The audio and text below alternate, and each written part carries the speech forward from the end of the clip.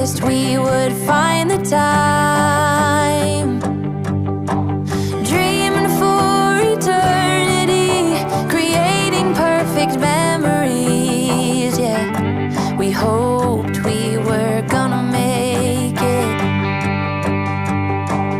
Little did I know that time would take us to a place where love could grow, but in a different way.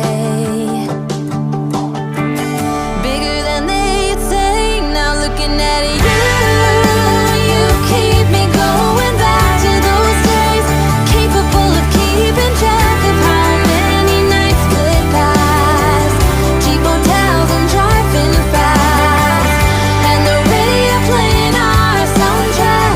Broken love, tequila and bluegrass.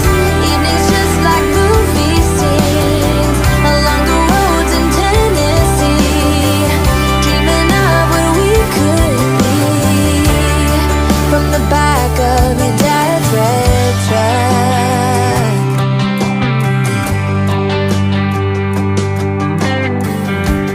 No one thought I was gonna make it.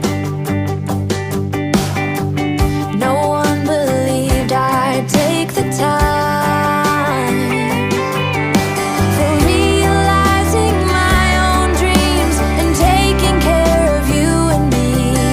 Yeah, I knew we were always gonna make it. Little did I know that time would take us to a place where love could grow, but in a different way. Bigger than they'd say.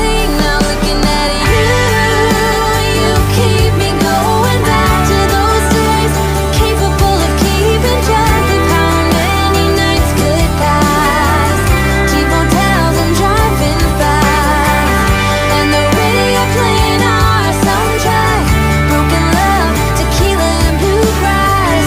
Evenings just like movie scenes along the roads in Tennessee. Dreaming of what we could be from the back of your dad's red truck.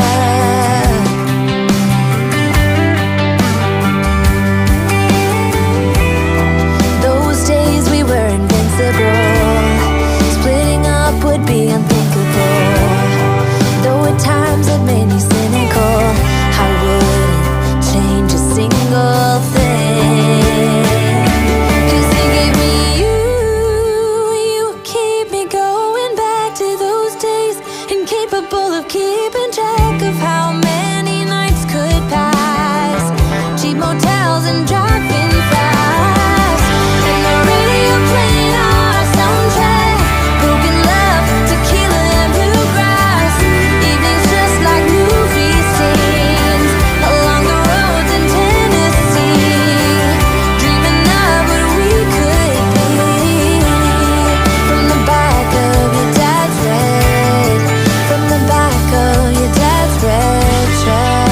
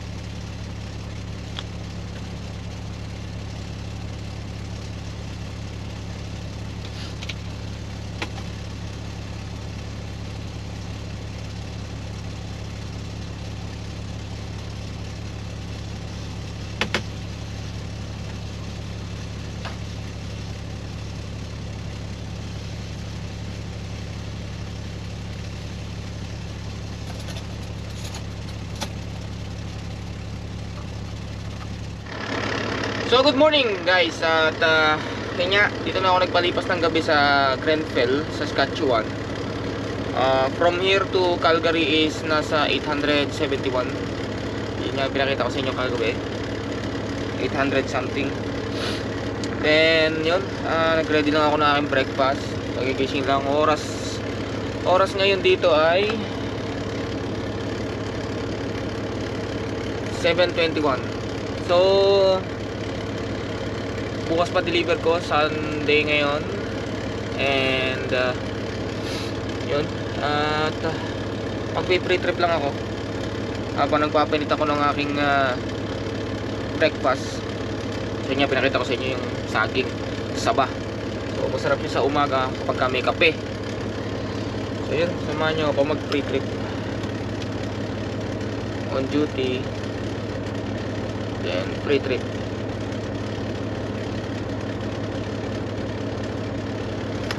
So let's go.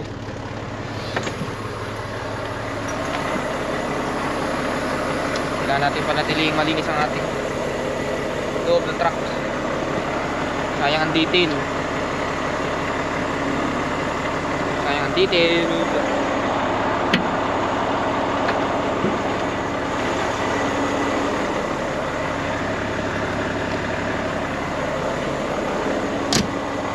So na-check ko naman na yung oil, yung mga makina. Kailangan ko na lang i-check ngayon ay yung mga gulong. Although na post trip naman natin to kahapon bago ako natulog, so kailangan laging i-pre-trip pa rin. Baka nagbago yung mga something dyan. So ayan. So yun o. At tamang petiks lang yung biyahe ko. Unlike nang bumibiyahe ako ng US dati, laging saktong oras lang, saktong 10 hours lang, then bangon na, then takbo na ulit, everyday routine.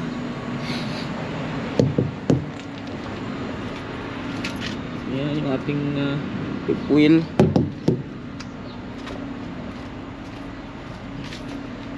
So yun, may ilaw na yun dun. Kahapon kasi nawala, so naging problema yung cord dun sa harap.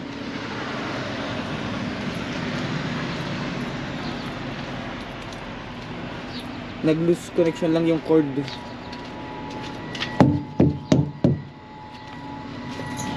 May something dyan.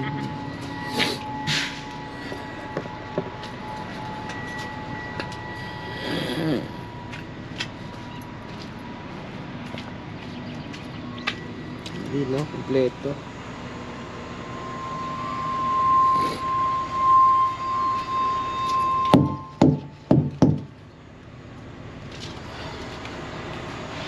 Official na to, LCB. Bago na to, katabi ko, Bison na. Kahapon bago ako tumigil dito, Rosedale. So ngayon is Bison na.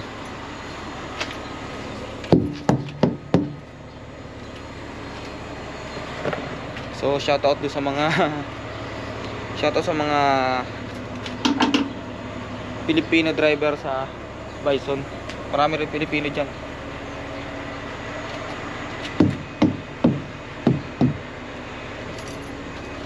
Napakarami rin Pilipino dyan. Sino? May bulb dun o, patay yan o.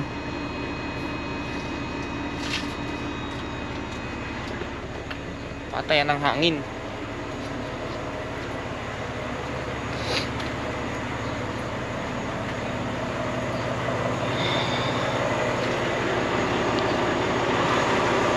Hindi ko kasi mapagana itong puti eh. Kasi magkasama yung wire ng preno at saka signal light. I don't know why. Why, bakit ganun yung setup niya? Ito guys, China taas ito, China. Ito pa yung dati kong Asylum. But halos wala na siyang guhit dito. Pero malalim pa yung directional na groove. Ito makapal pa. Ang nawala lang ito, makapal pa lang ito iba. May makapal na iba, ito manipis. Hindi ito. Kaya hindi siya maganda sa winter na ngayon. Pagka sa winter na siya gagamitin, wala siyang grip. So okay siya pang summer. Makapal pa siya guys. Makapal pa. Makapal pa. So matagal-tagal pang gamitin yan.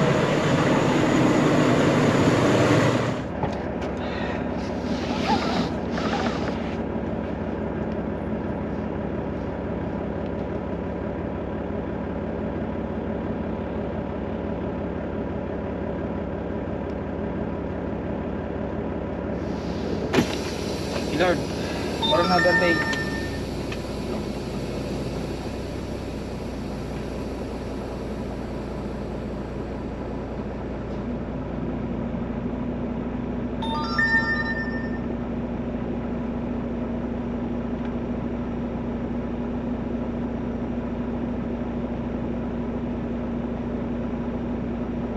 Nangyari sa aking trip. Yun.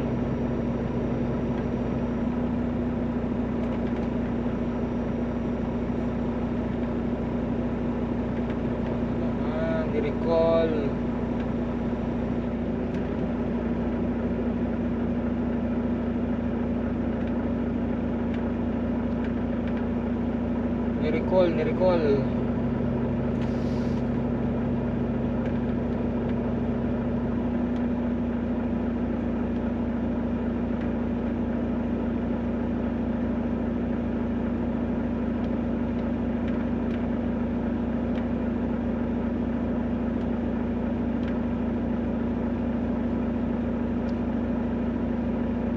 So all goods.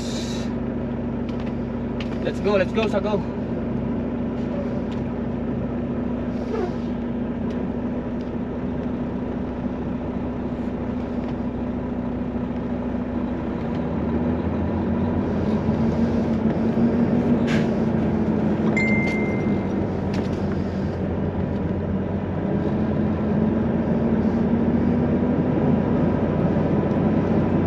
Matay dito.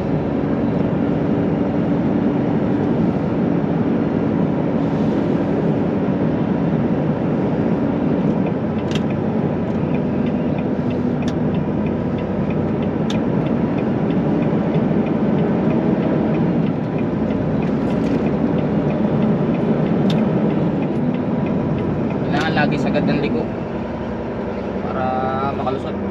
So kita naman sa hood mirror kung saan pumupunta yung trailer.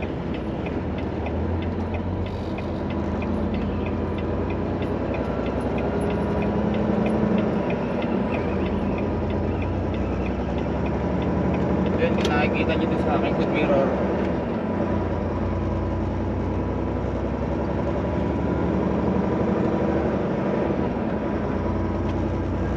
isang pena ko.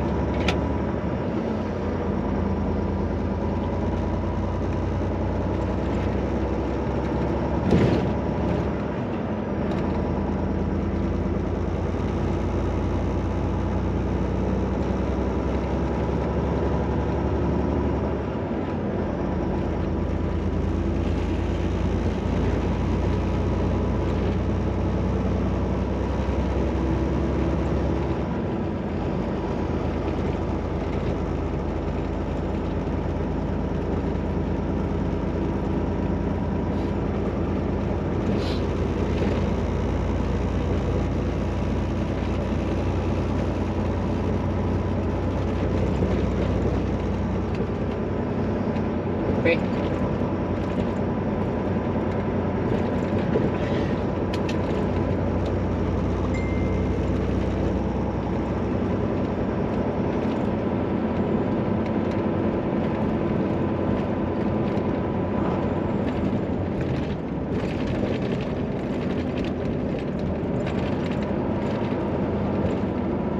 So yun nga, dito sa area na to ako na aksidente last time. So itong intersection na to. So yun, na-explain ko lang ulit. Galing dito yung SUV. Galing ako ng westbound. Papunta ako ng east. So dito may stop sign. Then ito kasi service road eh. Tapos pag kaliwa mo rito, may another stop sign. May another stop sign. So doon ako galing. Yun yung truck na yun. Yun. So yung SUV tumawid, supposed to be stop kasi yield dapat yun. Yield yung gitna. Kasi may median lane. Median lane merong ang tawag dyan. Yan, sa gitna ng kalsada kasi may divided to eh, divided. So supposed to be dapat mag-i-stop siya kasi ang yield, yung triangle na yon is pwede kang mag-proceed when safe to do so. So ang ginawa niya, nagdire-diretso siya. Akala niya wala nang highway na tatawiran. Papunta siya doon, no, sa rough road na yun. Then doon ko siya nasa pole sa gitna. Kaya ang aksidente talaga is just one click. Malapit na ako, nandiyan na ako, lapit na ako talaga nun. Ang ipinagkaanuhan lang namin, bakit hindi gumana yung dashcam. Hindi nag-record kahit yung dashcam nang galing sa opisina, hindi nag-record. Kasi dalawa yung dashcam na gamit ko, isa yung personal ko, tsaka isa yung sa opisina na nakakonect dito sa amin sa Isaac. Hindi siya nag-record. Kung bakit parehas pa. Kaya nakakapagtaka, parehas pa siyang hindi nag-record. So, yun nga. Inadmit naman nung naka-SUV na fault niya. So, kaya wala akong binayarang deductible or anything sa insurance ko. Kasi dito kasi, ang insurance kasi dito, guys, sa Saskatchewan at saka Manitoba is public. Kaya hindi ka mamumroblema. Unlike ng Ontario, BC, Alberta, ano pa ba? Ano to, yung Quebec, private sila kaya mahal ang insurance. Kaya dito sa Saskatchewan at Manitoba, hindi ganun kahirap mag-claim kasi nga public.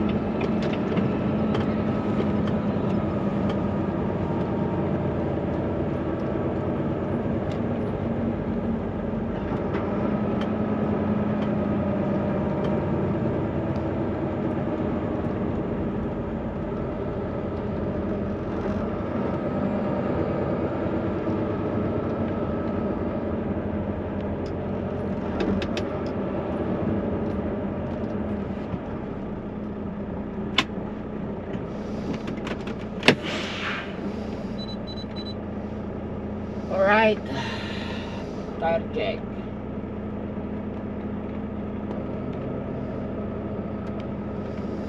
So yun, nandito ko ngayon sa border ng Alberta. So yan, Wild Rose Country. So magta-tire check lang ako rito, tsaka mag-konting stretching. At masakit ang aking balakang. Grabe.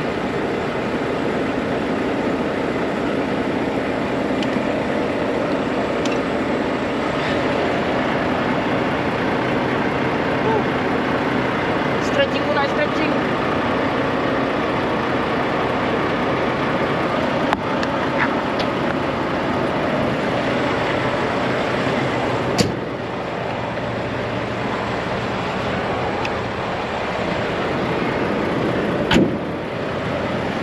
oras ngayon is dito ay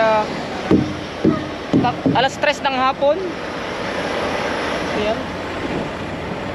So, meron pa akong isang tire check na titigilan bago ako makarating ng terminal namin sa Calgary.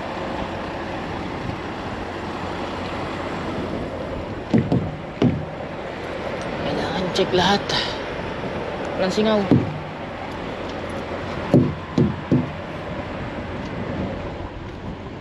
Sila nag-stretching din.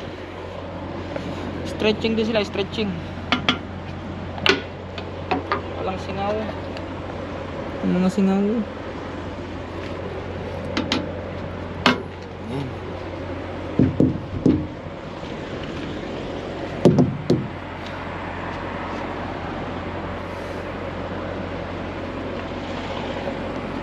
Hindi yung puro ikot-ikot lang.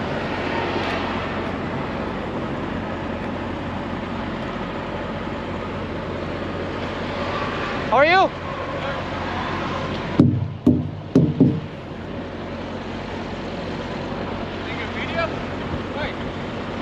Doing some vlog. Doing some vlogs. Oh, lose some nut? No, I'm just doing some YouTube. Oh, okay. Celebrating Father's Day on the road as well. Yeah. Same trip. Going to Calgary or Vancouver? BC. BC? Where you go, Calgary? Yeah, just Calgary. Where you from? Winnipeg. Winnipeg to Calgary? Yeah.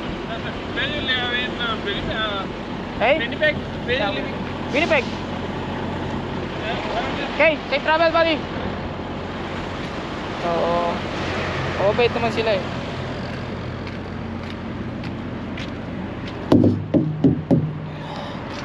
Kasi Wild Rose, Alberta. Magse-celebrate sila ng Father's Day doon sa daan. So ayun, happy Father's Day nga pala sa lahat.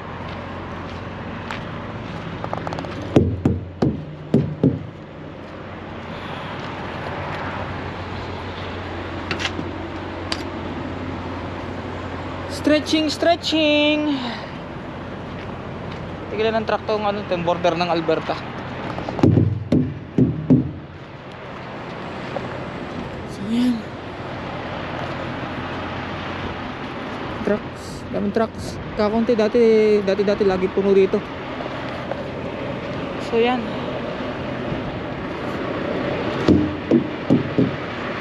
Magtitimpla ako ng kape, medyo tumatalab ang sumpa.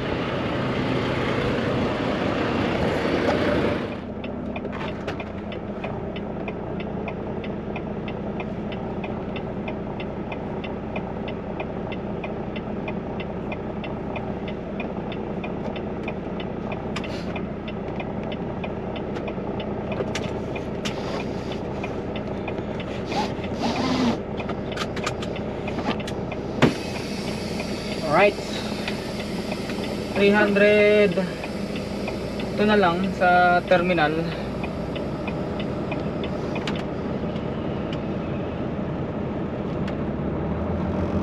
Magpuputol ako, diretso na lang ako sa, I'm not sure kung diretso ako sa customer or sa truck stop muna. Bifigure out ko muna kung anong maganda.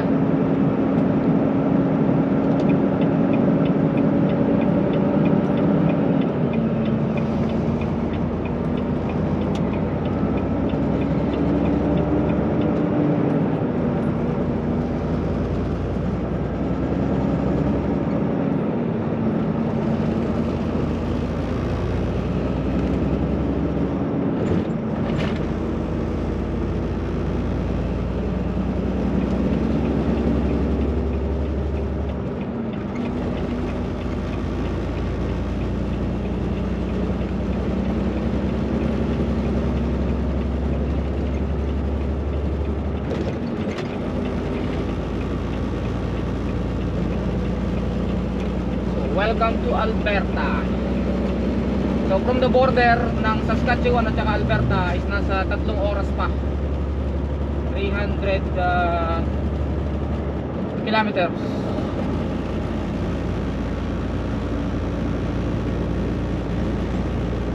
Ito yung area na medyo ahon lusong na.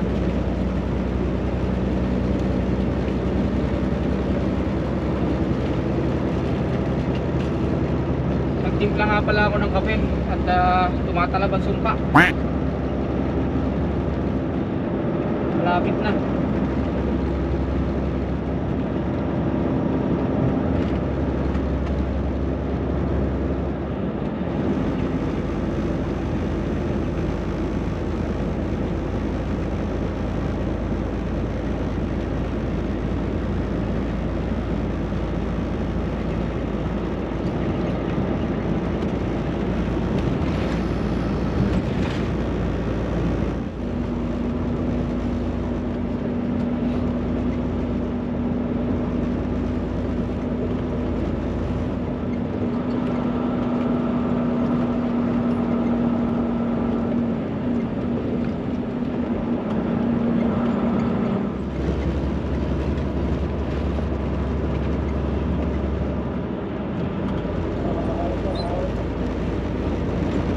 Ay, nako.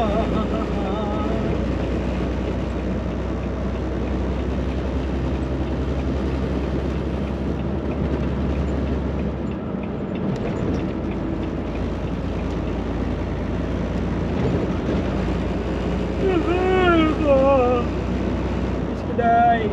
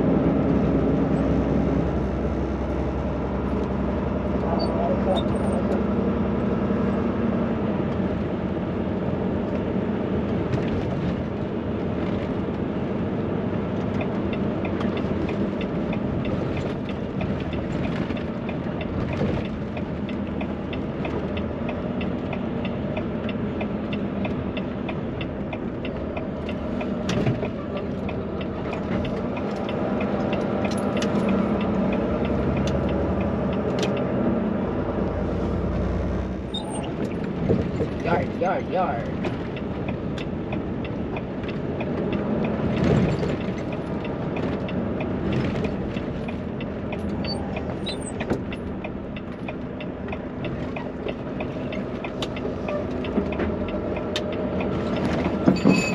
Aray ko.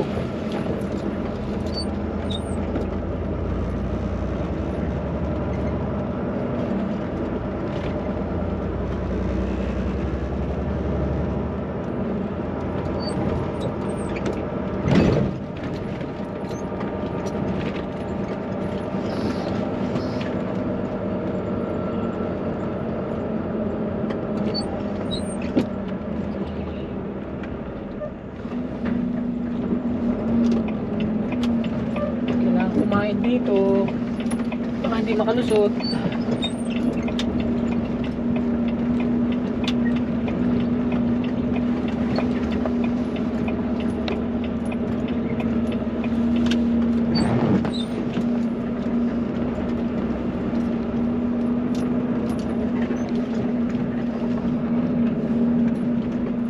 Alright, gate code. Gate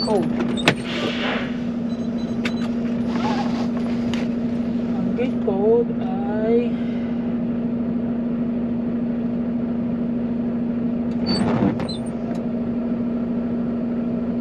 gate code.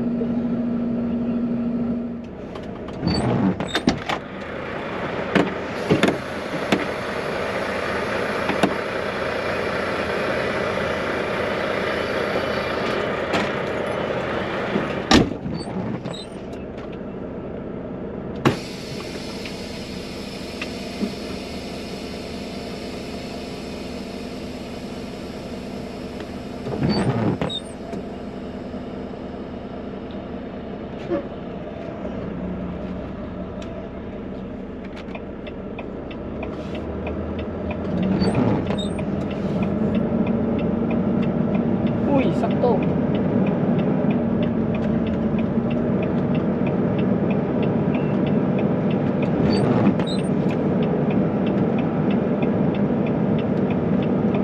Tama lang yan, napakarami trailer din isa yan.